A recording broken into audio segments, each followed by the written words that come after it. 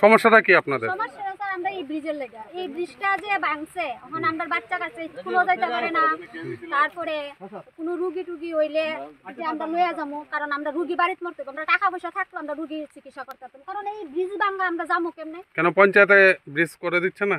পঞ্চায়েতে অনেকবার করছি, তারা কইছে খালি স্যাংশন হয়েছে, আজকে 9 মাস হয় তারা কয় খালি স্যাংশন হয়েছে। ব্রিজটা কতদিন যাবত ভাঙা? এটা প্রায় 1 বছরের উপরে, 1 বছরের উপরে ভাঙা। তারা কইলে স্যার তারা এটা কোন পঞ্চায়েত? এটা বিলাসরা পঞ্চায়েত।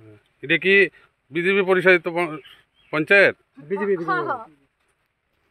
বিজেপির ওখানে এই এটা যদি ঠিক না হয় কনচেন আমরা কেমনে চলাফেরা করবো, আমরা বাচ্চা কাচ্চা কেমনে স্কুলে পাঠাবো?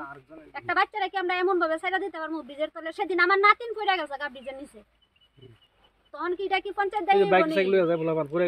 এটা তো পঞ্চায়েত দায়ী হতো। আজকে কি করলেন আপনারা? আজকে আমরা অনেক কিছু সিদ্ধান্ত করে আমরা পঞ্চায়েতে আজকে তালা দিছি। দেখি পঞ্চায়েতে তালা দেওয়ার পরে তো সবাই আইবো, আইলে তারা আমরা কি ডিসিশন দেয় আমরা তার থেকে শুনবো।